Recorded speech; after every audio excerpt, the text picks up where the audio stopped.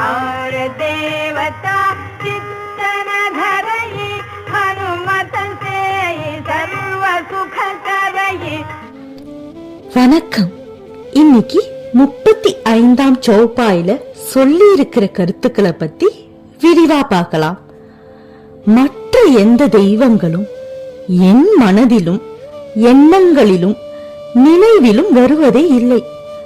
ஏன் எனில் ஹனுமன் ஒருவரால் மட்டுமே நான் அனைத்து விதமான சுகங்களையும் அடைகிறேன்னு துளசிதாசர் இந்த சௌபாயில பாடியிருக்காரு. ஹிந்துயிசம் என்பது பல தெய்வங்களை வழிபடும் கோட்பாடு கொண்ட கலாச்சாரமாச்சே.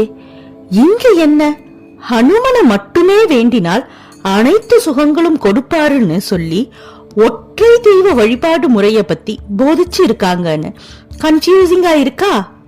நல்லா கவனிச்சு பாத்தீங்கன்னா இந்த இடத்துல மற்ற தெய்வங்கள் தேவையில்லை அப்படின்னு துளசிதாசர் குறிப்பிடல. ஹனுமன் ஒருவர் மீதான பக்தியே போதுமானதுன்னு தான் சொல்லியிருக்காரு. அப்படி குறிப்பிட்டிருக்கிறது மூலமா தன்னுடைய சிங்கிள் பாயிண்டட் டெவோஷனோட மகத்துவத்தை இங்க வெளிப்படுத்தி இருக்காரு. கிட்டத்தட்ட ஹனுமனுடைய ராம பக்திய இங்க ஒப்பிடலாம். ஹனுமன் சிவன், சூரியன், சக்தி, சீதாதேவி எல்லாரையும் வணங்கினாலும் அவருடைய முழு மனதான பக்திய ராமருக்கு தான் சமர்ப்பிச்சாரு. அதுபோல துளசிதாசர் தன்னுடைய பக்திய ஹனுமானுக்கு அர்ப்பணிச்சிருக்கிறதா நாம புரிஞ்சிக்க முடியுது. துளசிதாசர் சகல சந்தோஷமும் ஹனுமனுள் காண்றதா குறிப்பிட்டிருக்கிறது மூலமா அனைத்து தெய்வங்களின் வலிமையும் ஹனுமன் இடமும் அடங்கி இருக்கிறத நம்மால உணர முடியுது.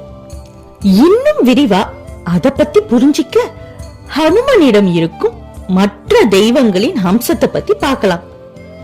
அஷ்ட சித்திய அருளும் சக்திய கொண்டனால பிரம்மா மற்றும் சரஸ்வதியின் கடாட்சியத்தை ஹனுமன் கிட்ட நாம பார்க்க முடியுது. அதே போல நவநிதிய அளிக்கும் பண்பு லக்ஷ்மி கடாட்சியத்தையும் தர்மத்தை நிலைநாட்டி உலகத்தை பாதுகாக்கிறது மூலமா விஷ்ணுவின் குணாதிசயமும் ஹனுமனிடம் பொருந்தி இருக்கு. ஞானமும் வலிமையும் சக்தியும் பலமும் சிவபார்வதியின் ஹம்சமா உணர முடியுது. இதன் காரணமா தான் எல்லா தெய்வங்களின் ஒருமைப்பட்ட முகமான ஹனுமனிடம் தன்னுடைய முழுமனதான நித்திய பக்திய செலுத்துறதா குறிப்பிட்டிருக்காரு. இப்போ இந்த ஸ்லோகத்தோட ஆர்டர் வைஸ் மீனிங்க ஒரு தடவை பார்த்துடலாம். ஆர் தேவதா மற்ற தெய்வங்கள் சித்தன தரையி என் மனதில் இடம் பெறவில்லை.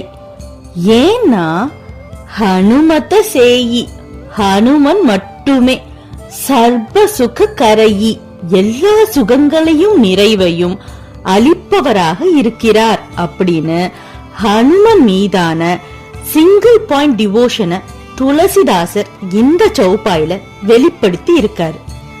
நன்றி.